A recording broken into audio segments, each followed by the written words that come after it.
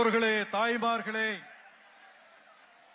மலை போல் கடல் போல் வரும் பெரும்பகையை வீழ்த்திட தமிழக அரசியல் களத்தில் இந்த நாட்டின் தலையெழுத்தை நிர்ணயிக்க இருக்கின்ற ஒரு அரசியல் பிரகடனத்தை செய்ய வந்திருக்கக்கூடிய நம் கண்முன் வாழும் வீர வேங்கை வேலு நாச்சியாராக திகழக்கூடிய கழகத்தின் பொதுச் செயலாளர் புரட்சி தாய் சின்னம்மா அவர்களை மற்றும் இந்த கூட்டத்திலே குழுமி இருக்கக்கூடிய கோடான கோடி சொந்தங்களை வரவேற்பதற்காக அன்பிற்குரிய முன்னாள் ஏடிஎஸ்பி மரியாதைக்குரிய முனைவர் ஐயா வெள்ளைத்துறை அவர்கள் வரவேற்புரையாற்றுமாறு பணிவோடு அழைக்கின்றோம்.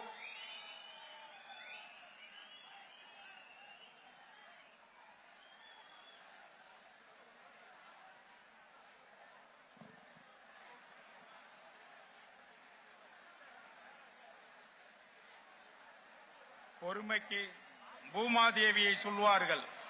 அந்த பூமாதேவிக்கு பொறுமையா இருப்பது எப்படி என்று பாடம் நடத்தக்கூடிய ஆற்றல் மிக்க எங்கள் தாயே, மாமலை கூட அழுத்தம் தாங்காமல் எரிமலையாக மாறி வெடித்து நெருப்பு குழம்பை கக்கும்.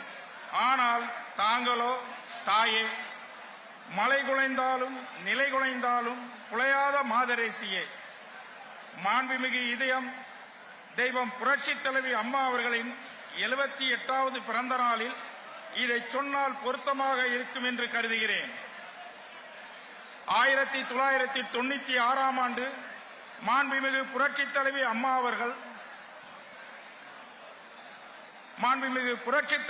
அவர்கள் ஒரு ஆங்கில தொலைக்காட்சிக்கு அளித்த பேட்டியில் எனக்கு தாயாக, சகோதரியாக, உற்ற தோழியாக இருந்தவர் என்று பெருமிதத்தோடு குறிப்பிட்டார்கள். அம்மா தேர்தல் காலத்துக்கு வராங்க. அப்ப நம்ம கட்சி இப்ப இருக்கிற மாதிரிதான் ரெண்டா பிரியுது. பிரிஞ்சு சேவல் புறா தனித்தனியா நின்னோம்.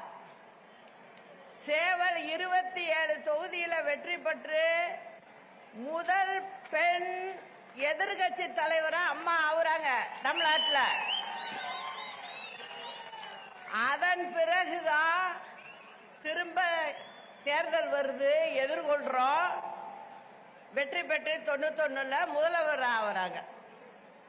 அது மாதிரி அம்மா கிட்டத்தட்ட 15 வருஷம் தமிழ்நாட்டு மக்களுக்காக முதல்வர் ஆகி எண்ணற்ற திட்டங்களை எல்லாம் செஞ்சிருக்காங்க.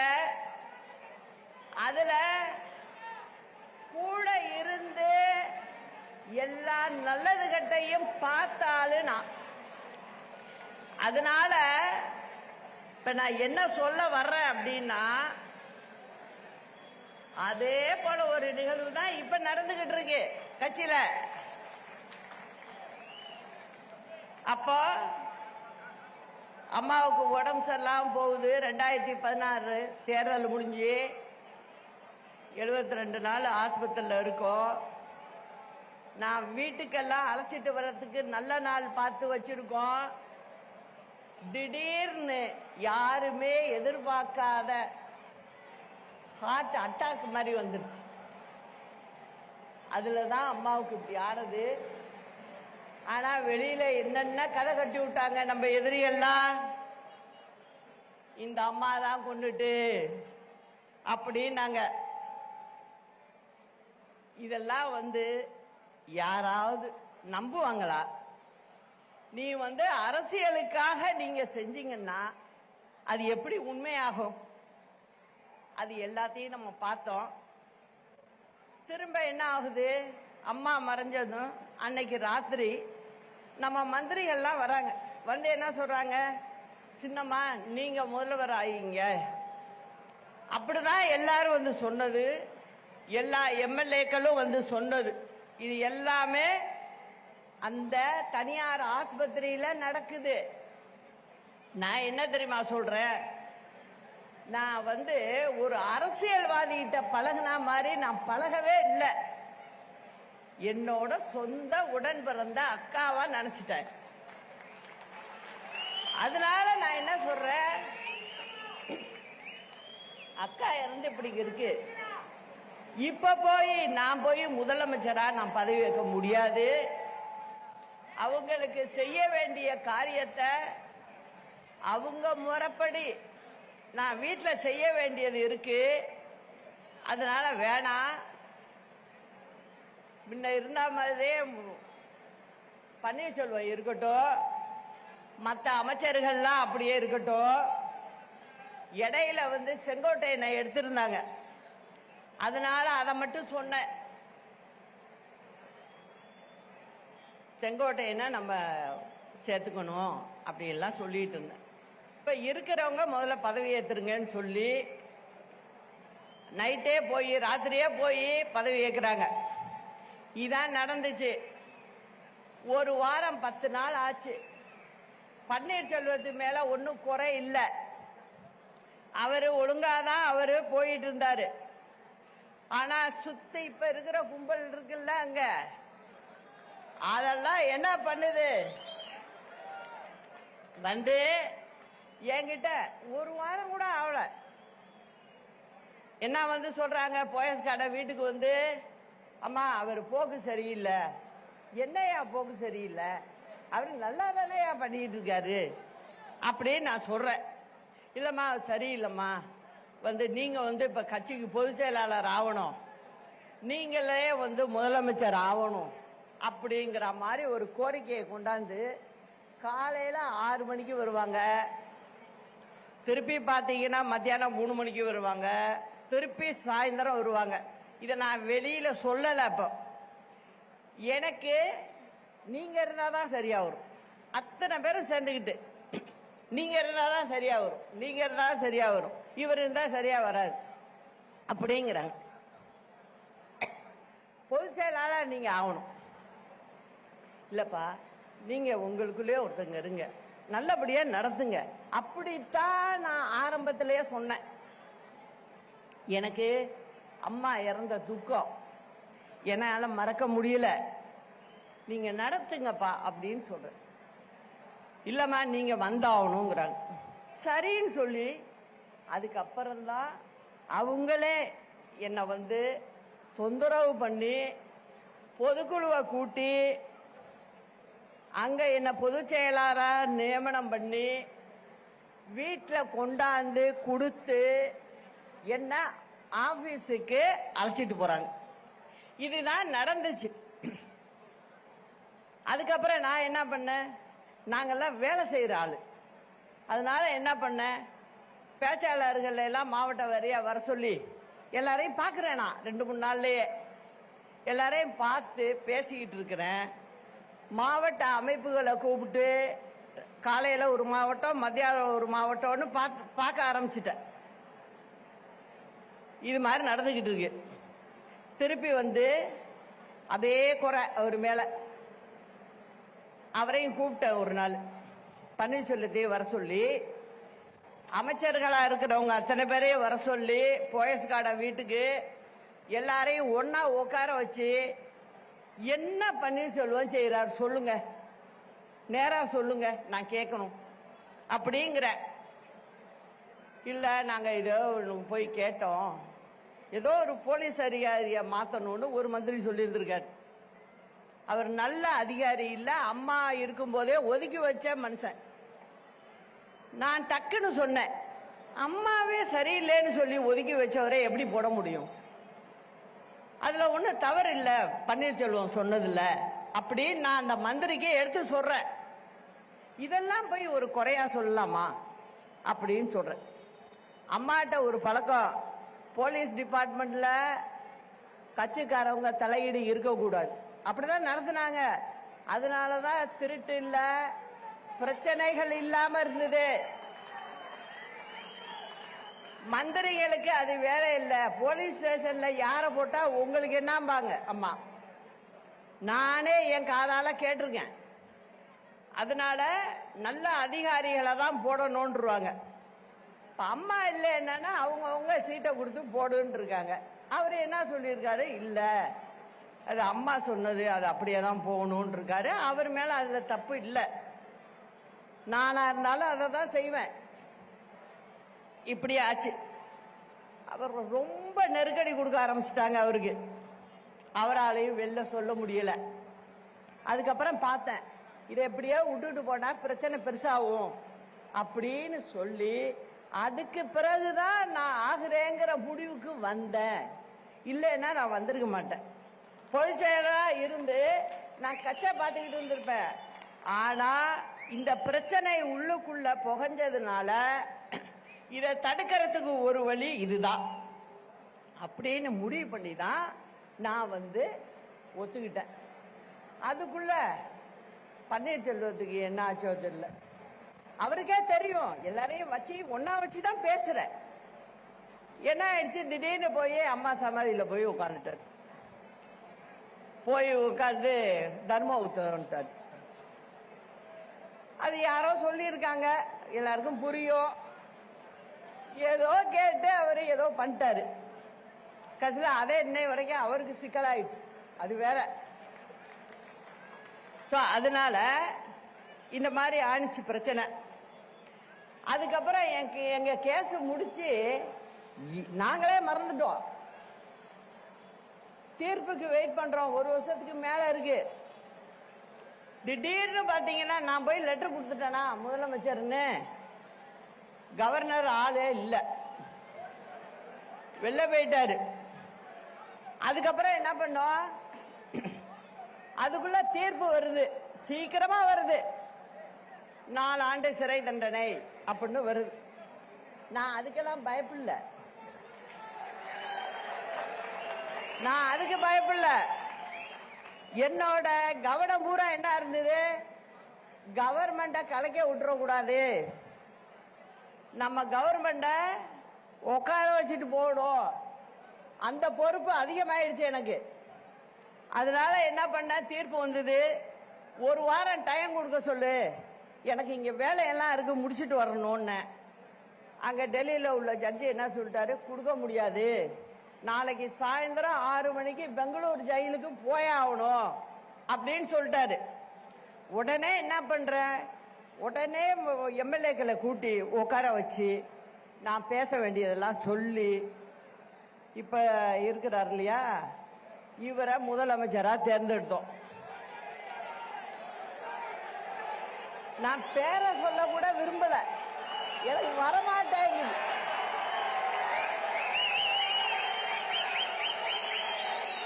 நல்லவங்க தான் சொல்லுவேன். நல்லவங்க ஒரு சாதாரண ஆளா இருந்தா கூட சொல்லுவேன். இது சொல்ற அளவுக்கு இல்ல. அதனால நான் வாயினால சொல்லல, உங்களுக்கே புரியும் யாருன்னு. சரி, இவரை முதலமைச்சராக்குவோம் சொல்லிட்டு அந்த தீர்ப்பு காதல கேட்டு 5 நிமிஷத்துக்குள்ள நான் இந்த வேலையை பண்ணேன். அவர் உடனே என்ன சொல்றாரு, அம்மா கவர்னர்கிட்ட லெட்டர் கொடுக்குறப்ப நீங்களே எல்லார்ட்டையும் கையெழுத்து வாங்கி நீங்களே இருந்து கொடுங்கம்மா அப்படிங்கிறாரு. அதனால உட்காந்து அம்மா போட்டோ வச்சு சத்தியம் பண்ண சொல்லி எல்லார்கிட்டையும் கடிதத்தை வாங்கி அதுக்கப்புறம் கொடுத்து நான் கையெழுத்து போட்டு கவர்னருக்கு அனுப்பிச்சு விட்டு மறுநாள் காலைல 11 மணிக்கு பெங்களூருக்கு போனேன். இதுதான் நடந்தது. அப்படியே 2-3 மாசம் போச்சு. அப்ப எல்லாம் இவர் எப்படி என்ன அப்படிங்கறது எனக்கு சரியா தெரியல. அங்க போனதுக்கு அப்புறம் 4-5 மந்திரிங்க வந்தாங்க என்ன பார்க்க. ஒரு 2 மாசத்துக்குள்ள வந்தாங்க. வந்து எல்லாரும் பார்த்துட்டு பேசிட்டு இருந்துட்டு, அம்மா நீங்க சென்னை ஜெயிலுக்கே நம்ம மாத்திக்கலாம், நீங்க ஏன் பெங்களூர்ல இருக்கணும் அப்படின்னு கேட்டாங்க. அல்ல செங்கோட்டையர் ரொம்ப கேட்டார் அதை. அம்மா இங்க மாத்திக்குவோம், நம்ம செக்ரட்டரி ஹோம் செக்ரட்டரி லெட்டர் கொடுத்து பெங்களூர் ஹோம் செக்ரட்டரிக்கு கொடுத்தா போறோம், நம்மளுக்கு இங்க டிரான்ஸ்பர் கொடுத்துருவாங்க, அதனால நீங்க நம்ம ஊரு ஜெயிலுக்கு வந்துடலாம். நான் ஏதோ தெய்வாதீனமா எனக்கு கடவுளே சொன்னிச்சு போல இருக்கு, இல்லைன்னா நான் இன்னைக்கு பேசிக்கிட்டு இருப்பேனாங்கிறதே கஷ்டம். அதனால நான் யதார்த்தமா சொன்னேன், இல்ல செங்கோட்டையன் நான் இங்கே இருக்கேன் பெங்களூர்லயே. நான் சொன்ன காரணம் வேற என்னன்னா, நீங்க அரசாங்கத்தை நடத்தணும். திமுகவுக்கு சொல்றதுக்கு இப்ப ஒண்ணுமே இல்லை. இப்ப நான் அங்க வந்தேன்னா, நீங்க ஆட்சி பண்ற இடத்துல உள்ள ஜெயில நான் இருக்கும்போது அவங்க என்ன சொல்லுவாங்க, சசிகலாவுக்கு இன்னைக்கு சாப்பாடு கேரியர்ல போடுச்சும்பா.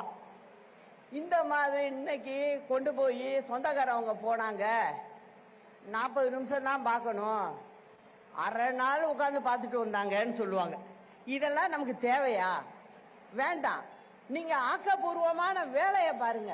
மக்கள் வாக்களிச்சிருக்காங்க, நம்ம வேலையை பார்க்கணும்.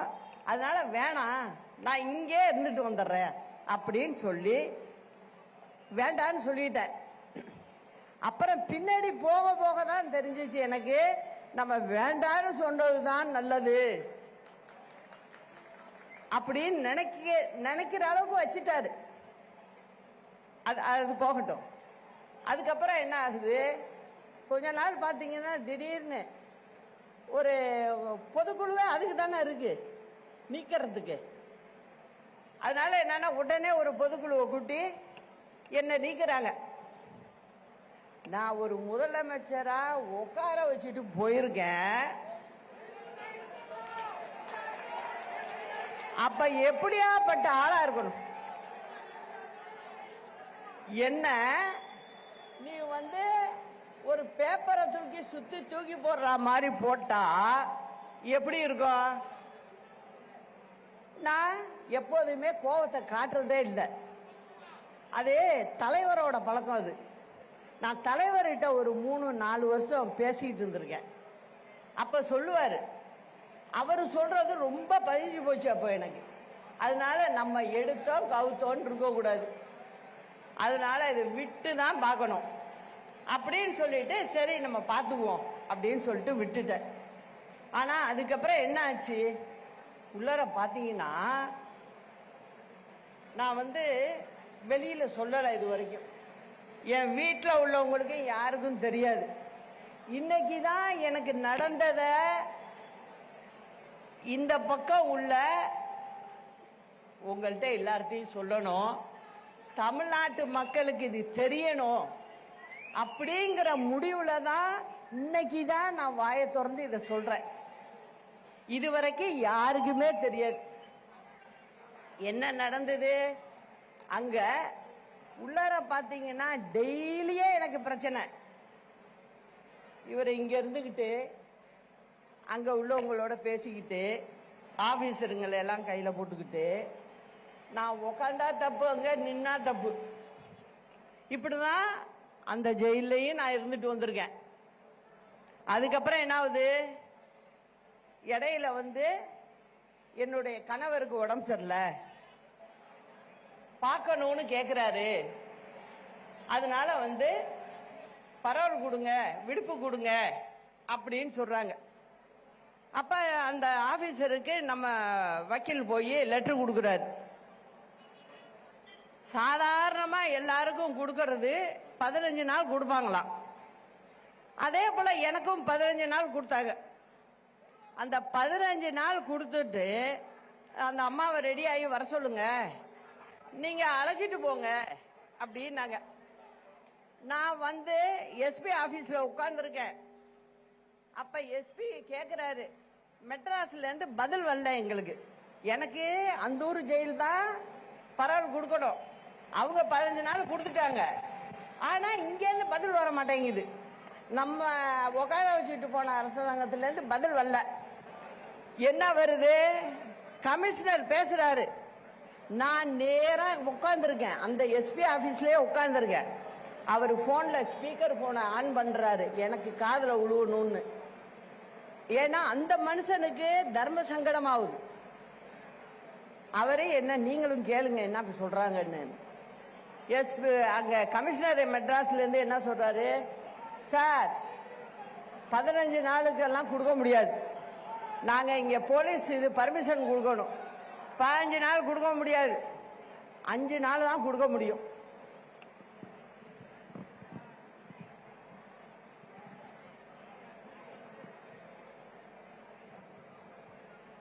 அஞ்சு நாள் தான் கொடுக்க முடியும்.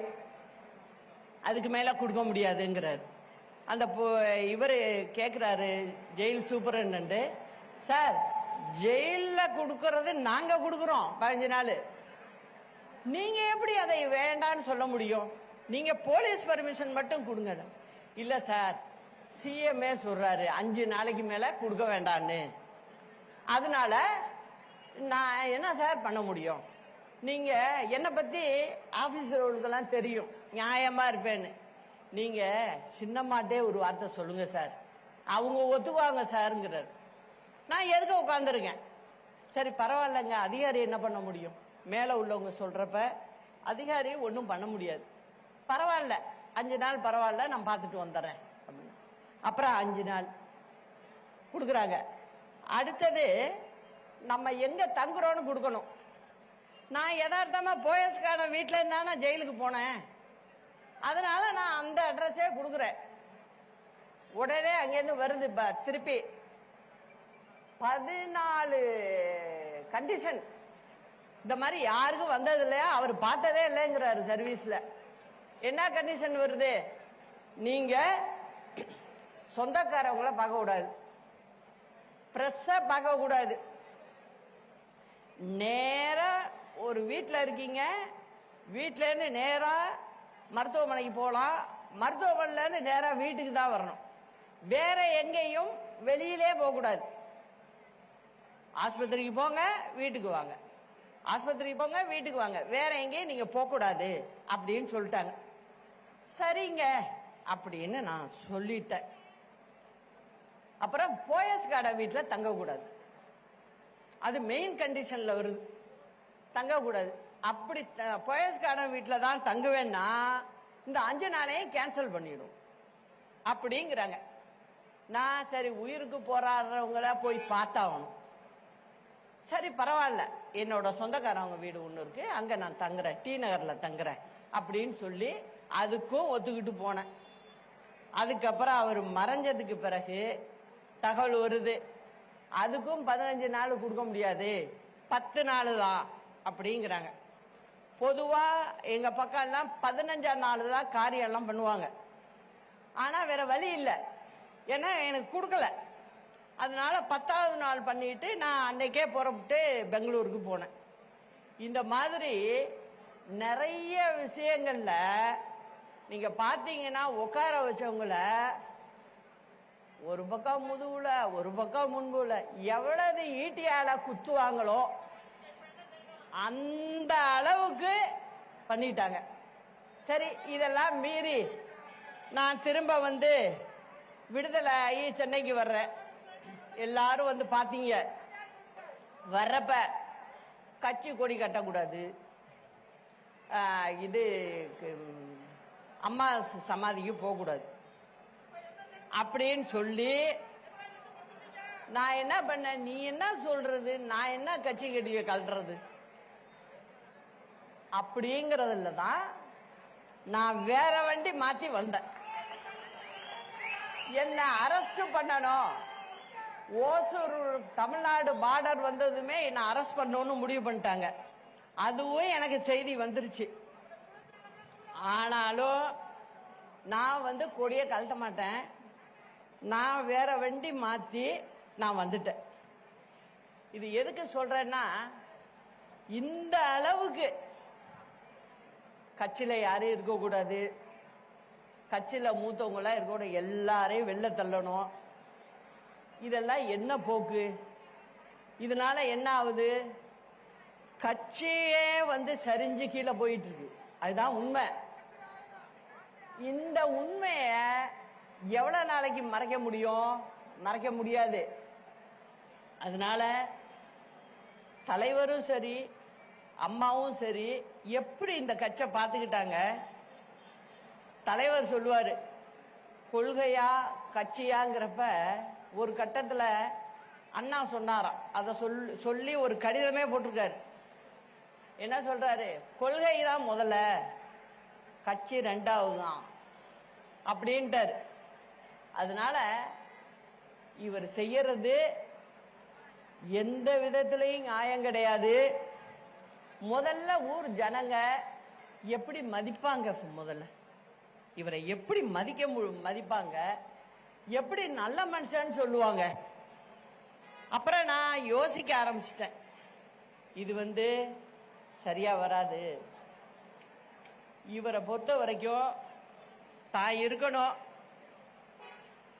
கட்சி என்ன ஆனாலும் பரவாயில்ல, கட்சி தொண்டரை பத்தி தூளியும் நினைக்கல. கீழே கிளை கழகத்திலிருந்து ஆரம்பிச்சு மேல்மட்டம் வரைக்கும் யாரையும் இவர் திருப்திப்படுத்தல, இவர் தன் போக்கையும் மாத்திக்கல. அப்படிங்கும்போது நானும் 9 ஆண்டு காலம் 9 ஆண்டு காலம் இது எல்லாத்தையும் மனசுக்குள்ள வச்சுக்கிட்டு, இல்ல ஒரு கட்சி இது, நம்ம தனிப்பட்ட முறையில ஒருத்தங்க மேல கோபங்கிறதுனால நம்ம அப்படிலாம் நடந்துக்க கூடாது, எப்படியாவது கட்சை ஒண்ணு இணைக்கணும் அப்படிங்கிற நிலையில தான் நான் என்னோட அந்த 9 ஆண்டு காலமும் போயிருக்கு. நான் நினைச்சிருந்தா அப்பயே எதுவும் பண்ணியிருக்க முடியும், நான் அந்த மாதிரி செய்யல.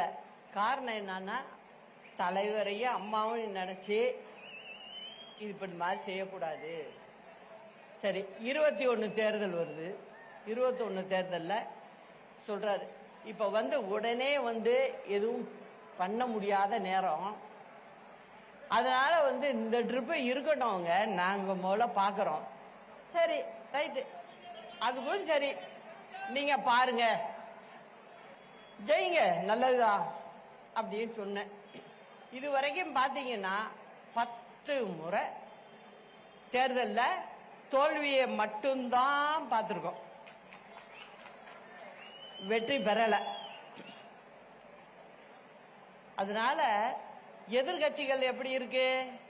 மோசமா இருக்கு. ஏதாவது நல்ல ஆட்சி பண்ணுதா? பண்ணல. ஆனா தமிழ்நாட்டு மக்கள் நம்மளுக்கு கொடுக்கிற ஆதரவை என்னைக்கு அவங்க மனசுல இருந்து எடுக்கல.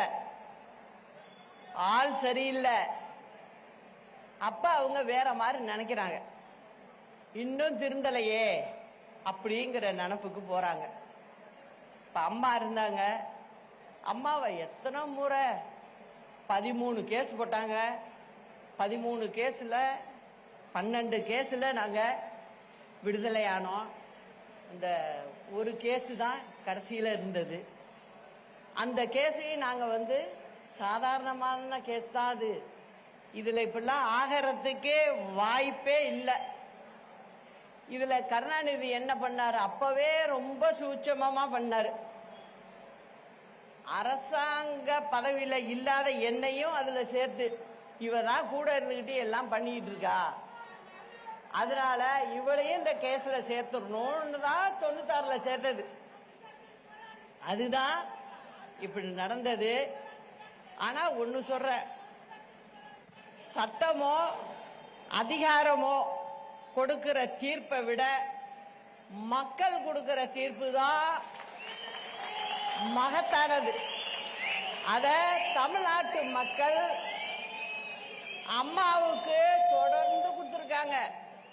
நீ என்னதான் நீ அம்மா மேல தண்டனைன்னு சொன்னாலும் திருப்பி வெற்றி பெற்று திருப்பி ஜெயிக்கிறாங்க அம்மா. அதனால தமிழ்நாட்டு மக்கள் மேல எனக்கு ரொம்ப நம்பிக்கை இருக்கு. அதனால அவங்க என்னைக்கும் நம்மளை விடமாட்டாங்க. அதனால நான் இப்போ இந்த மண்டையில தான் அந்த முடிவை எடுக்கணும் அப்படிங்கிறதுக்காக என் மனசுல உள்ளதெல்லாம் உங்களுக்கு சொல்லிட்டேன், எல்லாத்தையும் சொல்லிட்டேன் உங்கள்கிட்ட. இப்ப என்ன நினைக்கிறேன், இந்த சமயத்துல நான்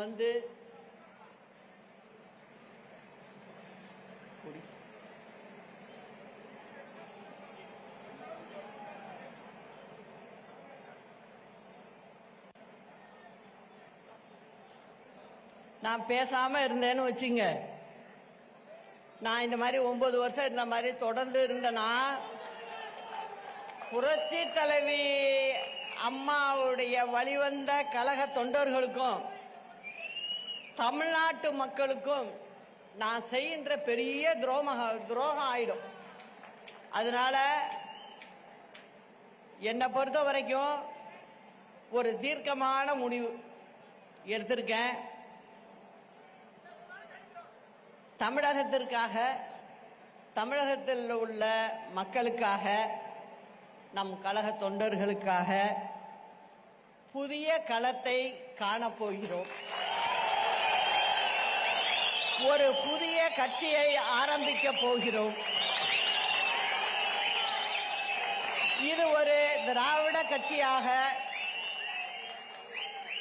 பேரறிஞர் அண்ணா, புரட்சி தலைவர் எம்ஜிஆர், புரட்சி தலைவி அம்மா ஆகியோரின் வழியில் ஏழை எளிய சாமானிய மக்களுக்கான ஒரு கட்சியாக, எதிரிகளையும் துரோகிகளையும் வேறறுக்கின்ற ஒரு கட்சியாக இது செயல்படும். நமது கட்சியின் கொடியை இங்கே அறிமுகப்படுத்துவதில் மிகவும் மகிழ்ச்சி அடைகிறேன். இது கருப்பு, வெள்ளை, சிவப்பு வண்ணத்தில் பேரறிஞர் அண்ணா, புரட்சி தலைவர் எம்ஜிஆர், புரட்சி தலைவி அம்மா ஆகியோரின் உருவத்தை தாங்கி நிற்கின்ற ஒரு கொடியாக பட்டொளி வீசி பறக்கும். கட்சியின் பெயரை மட்டும் விரைவில் அறிவிக்கிறேன். இதில் எந்தவித மாற்று கருத்துக்கும் இடமில்லை என்பதை அனைவருக்கும் உறுதியோடு தெரிவித்துக் கொள்கிறேன். களம் காண்போம், நம் இருவரும் தலைவர்களின் பொற்கால ஆட்சியை அமைப்போம்.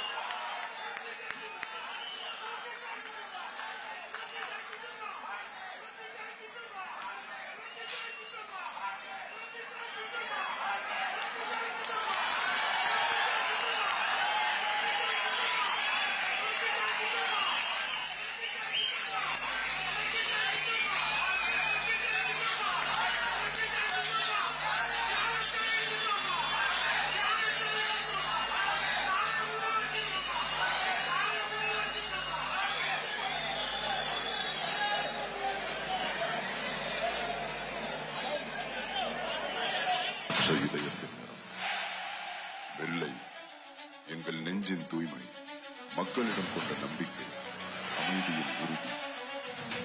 சிவப்பு, எங்கள் ரத்தத்தின் காட்சி, தியாகத்தின் வரலாறு, புரட்சியின் குரல். மக்களால் நான், மக்களுக்காகவே நான், உங்களால் நான், உங்களுக்காகவே நான்.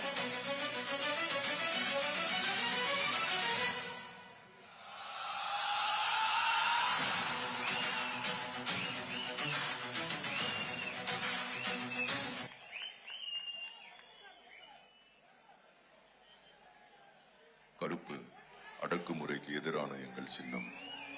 போராட்டத்தின் நிறம், பயமற்ற இதயத்தின் நிறம். வெள்ளை, எங்கள் நெஞ்சின் தூய்மை, மக்களிடம் கொண்ட நம்பிக்கை, அமைதியின் உறுதி. சிவப்பு, எங்கள் ரத்தத்தின் காட்சி, தியாகத்தின் வரலாறு, புரட்சியின் குரல். மக்களால் நான், மக்களுக்காகவே நான், உங்களால் நான், உங்களுக்காகவே நான்.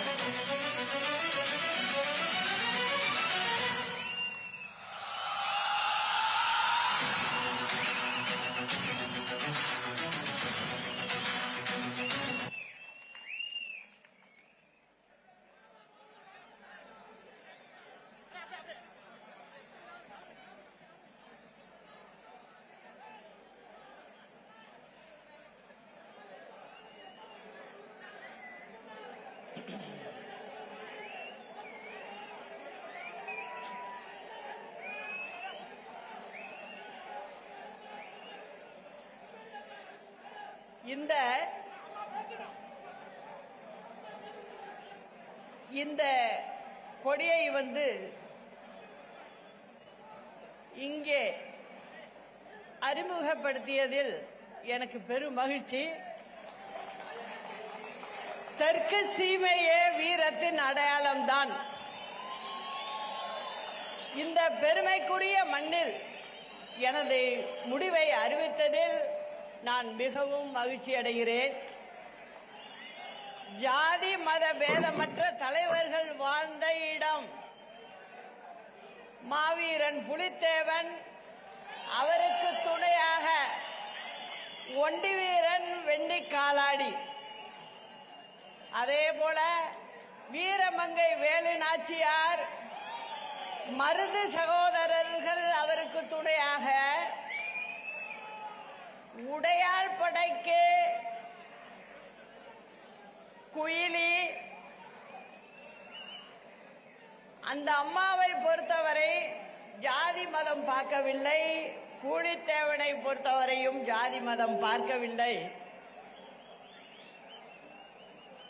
வீரமங்கை வேலு நாச்சியார் 8 வருடம் காத்திருந்து வெள்ளையனை, அதே போல வீரபாண்டிய கட்டபொம்மன் வெள்ளையனை வெளியேற்ற அவர் பட்ட பாடு.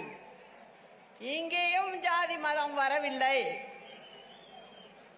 அதே போல வ.உ. சிதம்பரனார், அவரும் தெற்கு சீமைக்கு சொந்தக்காரர். அவரை பொறுத்தவரை வெள்ளையனால் மட்டும்தான் கப்பல் ஓட்ட முடியுமா, நானும் வியாபாரம் செய்து காட்டுகிறேன் செய்து காட்டியவர். அவர் வழி தொட்டு வந்தவர்கள் பசும்பொன் ஐயா அவர்கள், பெருந்தலைவர் காமராஜர் அவர்கள், இவர்களெல்லாம் வந்த மண் இது என்பதால் வீரத்தின் அடையாளமாக இந்த இடத்தில் சொல்வதுதான் சரியாக இருக்கும் என்று இந்த இடத்தை தேர்வு செய்தேன். தலைவர் சொன்னாரு, என்றும் நல்லவர்க்கு வாழ்வு வரும் நாளை, இது அறிஞர் அண்ணா எழுதி வைத்த ஓலை என்ற புரட்சித் தலைவரின் பாடல் வரிகளுக்கேற்ப நாளை நமதே வெற்றி நிச்சயம். அண்ணா நாமம் வாழ்க, புரட்சித் தலைவர் நாமம் வாழ்க, புரட்சித் தலைவி அம்மா நாமம் வாழ்க. நன்றி, வணக்கம்.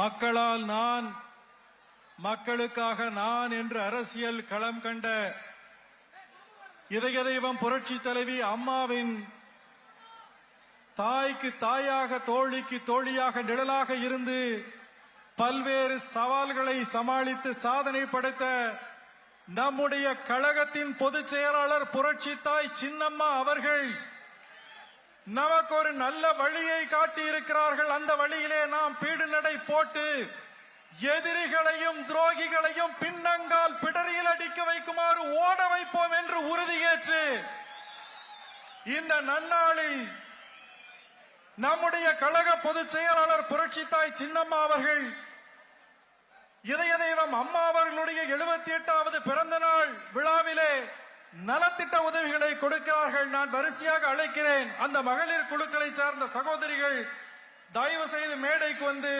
தங்களுடைய அம்மா அவர்கள் கொடுக்கக்கூடியதை வாங்கிக் கொள்ளுமாறு கேட்டுக்கொள்கிறேன். முதலில் மாரியம்மன் மகளிர் சுய உதவி குழு. நான் பெயர் அறிவிக்க வாங்க. பெயர் அறிவிக்க வாங்க. மாரியம்மன் மகளிர் சுய உதவி குழு.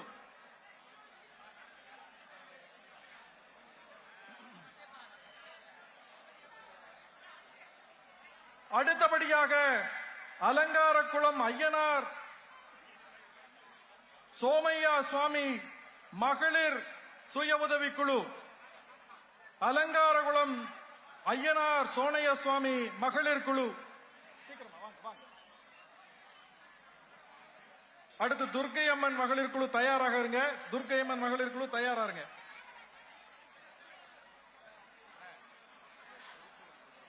அது அங்க ஆபீஸ் சொல்லுங்க முதல்ல.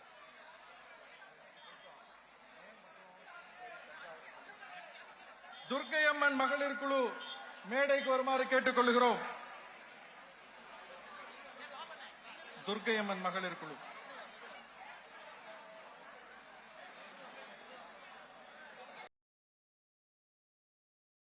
இது போன்ற காணொளிகளை காண்பதற்கு எங்களது சேனலின் பெல் பட்டனை அழுத்தி சப்ஸ்கிரைப் செய்து எங்களுடன் இணைந்திருங்கள். மேலும் காணொளியை மற்றவர்களுக்கும் பகிருங்கள். எங்கள் சேனலை சப்ஸ்கிரைப் செய்துள்ளவர்களுக்கு எங்களது நன்றி.